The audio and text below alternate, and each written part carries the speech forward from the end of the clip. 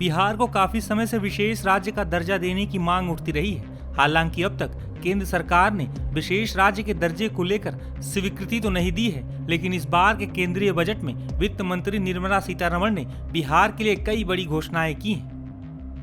दरअसल बीते 1 फरवरी को संसद में केंद्रीय बजट पेश किया गया। बजट में हुए ऐलान के बाद नीतीश कुमार ने अपने एक्स अकाउंट पर पोस्ट करते हुए लिखा कि केंद्रीय बजट सकारात्मक एवं स्वागत योग्य है। केंद्र सरकार का यह बजट प्रगतिशील एवं भविष्योन्मुखी है। इस बजट के माध्यम से केंद्र सरकार द्वारा देश के विकास की गति को और बढ़ावा देने के लिए कई कदम उठाए गए हैं। बजट में बिहार के लिए जो घोषणाएं की गई हैं, उनसे बिहार के विकास को और गति मिलेगी। मखाना के उत्पादन, प्रसंस्करण, मूल्य संवर्धन और विपणन में सुधार के लिए राज्य में एक मखाना बोर्ड की स्थापना से मखाना किसानों को लाभ मिलेगा। राज्य की भविष्य की जरूरतों को पूरा करने के लिए बिहार में ग्रीनफील्ड हवाई अड्डों की सुविधा प्रदान करने से अंतर्राष्ट्रीय उड़ानों की संख्या बढ़ेगी, जिससे यहाँ के लोगों को काफी फायदा होगा। साथ ही राज्य के आर्थिक विकास को भी गति मिलेगी। मिथिलांचल में पश्चिमी कोसी कैनाल परियोजना के लिए आर्थिक मदद मिलने से यहाँ के किसानों को फायदा होगा। इस बजट में पटना IIT की विस्तार का प्रावधान किया गया है। इससे तकनीकी शिक्षा को बढ़ावा मिलेगा। बिहार में राष्ट्रीय खाद्य प्रौद्योगिकी उद्यमिता एवं प्रबंधन संस्थान की स्थापना होने से युवाओं को कौशल, उद्यमिता और रोजगार के अवसर मिलेंगे तथा पूर्वी भारत में खाद्य प्रसंस्करण गतिविधियों को बढ़ावा मिलेगा। इसके साथ ही नीतीश कुमार ने आगे लिखा कि इनकम टैक्स स्लैब में 12 लाख रुपए तक की छूट मिलने से मध्यम वर्ग को काफी राहत मिली है। किसान क्रेडिट कार्ड पर कर्ज की लिमिट 3 लाख से बढ़ाकर 5 लाख करने से किसानों को इसका लाभ मिलेगा। सूक्ष्म उद्यमों के लिए MSME क्रेडिट गारंटी कवर को 5 करोड़ रुपए से बढ़ाकर 10 करोड़ रुपए किए जाने से रोजगार के अवसर बढ़ेंगे। बजट में गरीब, युवा, किसानों के हित में कई कदम उठाए गए हैं। यह स्वागत योग्य है। एक बेहतर बजट पेश करने के लिए मैं आदरणीय प्रधानमंत्री श्री नरेंद्र मोदी जी और वित्त मंत्री श्रीमती निर्मला सीतारमण जी को धन्यवाद देता हूँ। वहीं बजट में की गई घोषणाओं के बाद नीतीश कुमार के करीबी नेताओं के भी बयान सामने आए हैं। बिहार की नीतीश सरकार में मंत्री विजय चौधरी ने इस बजट की तारीफ की है। इसमें कोई दो राय नहीं हो सकती कि यह बजट एक विकासोन्मुख, प्रगतिशील और बिहार के हितों का ख्याल रखने वाला बजट है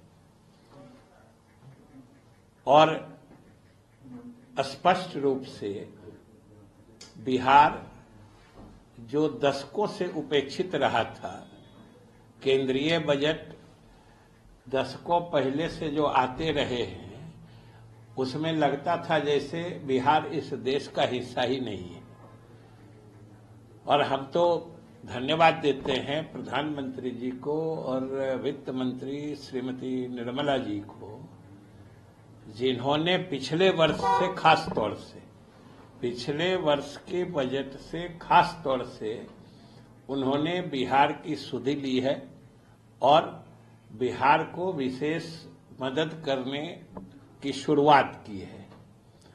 और अगर गहराई से गौर करिए तो बिहार इस मदद का 100% हकदार रहा है और वो इस रूप से कि बिहार के पास सीमित संसाधन है, प्राकृतिक संसाधन या आर्थिक संसाधन, ये पूरा देश जानता है, क्योंकि हमारे पास खान खदान नहीं है, न सैकड़ों किलोमीटर का समुद्री किनारा है, न हमारे यहाँ सोना और हीरे की खान है। तो जो भी है बिहार के लोगों की मेहनत का परिणाम है और नीतीश कुमार के नेतृत्व का परिणाम है कि आज बिहार अपने सीमित संसाधनों के बावजूद किसी भी विकसित प्रदेश के जो विकास की गति है, हम उससे टक्कर दे रहे हैं।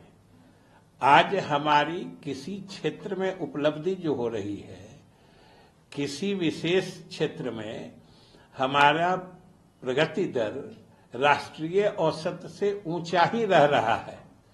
ये बिहार की विश्वसनीयता प्रमाणित करता है, जो हम बराबर केंद्र सरकार को बताते रहे हैं और विशेष सहायता की मांग करते रहे हैं। तो हम लोग तो धन्यवाद देते हैं केंद्र सरकार को और प्रधानमंत्री जी, वित्त मंत्री जी को कि उन्होंने पिछले बार से विशेष रूप से, यूं तो शुरू से कुछ देखने की कोशिश हो रही थी, लेकिन जो पिछले बार उन्होंने विशेष सहायता दी है, इस बार भी विशेष सहायता दी है, हम लोग उसके लिए उनको धन्यवाद देते। हालांकि इस बीच कांग्रेस सांसद मनीष तिवारी के एक बयान से राजनीतिक घमासान मच गया है। मुझे ये समझ नहीं आ रहा कि ये भारत सरकार का बजट है कि बिहार सरकार का बजट है। आपने बिहार के अलावा किसी और प्रदेश का नाम सुना वित्त मंत्री जी के पूरे बजट भाषण में? तो जब आप देश के बजट की बात करते हैं तो सारे देश के लिए उसमें कुछ ना कुछ होना चाहिए। और ये बड़ी दुर्भाग्यपूर्ण बात है कि जिन बैसाखियों पे सरकार चल रही है, उन बैसाखियों को स्थिर रखने के लिए उन्होंने बाकी मुल्क की जो विकास है उसको बिल्कुल दांव पे लगा दिया है। कांग्रेस सांसद मनीष तिवारी के बयान के बाद बीजेपी और जेडीयू नेताओं ने पलटवार किया है। इतने दिन सरकार चलाए, 10 साल यूपीए की सरकार रही, इन लोगों ने तो बिहार के लिए कभी कुछ किया नहीं।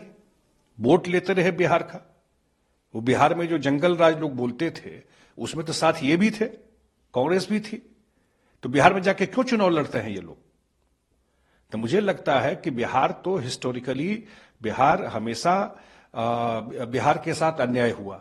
हमारे मुख्यमंत्री नीतीश कुमार जी पिछले 18 साल में 19 साल में बहुत सारा काम करके बहुत सारा इंप्रूवमेंट किया है, लेकिन बहुत सारे पैरामीटर पर हम नेशनल एवरेज से पीछे हैं। उनका हमेशा आग्रह रहा कि बिहार को विशेष सहायता मिलनी चाहिए। और अब जब मोदी जी आदरणीय प्रधानमंत्री नरेंद्र मोदी जी के द्वारा बिहार को विशेष सहायता किया जा रहा है तो इन लोगों को प्रॉब्लम हो रहा है। बिहार का बजट बोल रहे हैं इसको, इसका मतलब बिहार देश के बाहर का चीज है। बिहार के साथ अन्याय होता रहा और उसको एनडीए सरकार और नरेंद्र मोदी जी उस चीज को व्यवस्थित करने की कोशिश कर रहे हैं। हम धन्यवाद देते हैं पूरा बिहार के तरफ से। और जो लोग ये बयान दे रहे हैं वो लोग बिहार के खिलाफ है, बिहार विरोधी है, बिहारियों को देखना नहीं चाहते। भाई 14 करोड़ की आबादी है और हमारे पास एक अच्छी सरकार है वहां, और बिहार आज भी बहुत पिछड़ा है। अगर देश के प्रधानमंत्री और वित्त मंत्री ने महसूस किया है कि बिहार को देना है तो किसी को क्यों आपत्ति होनी चाहिए। और हमें तो खुशी है कि बिहार को आज हवाई अड्डों का मांग हो, आईआईटीज की सीटों का वृद्धि हो, मखाना बोर्ड पूरी दुनिया में सबसे प्रसिद्ध एक ऐसा डाइट फूड है। तो अगर भारत की सरकार बिहार के बारे में सोच रही है तो बिहार भी तो भारत का ही अंग है।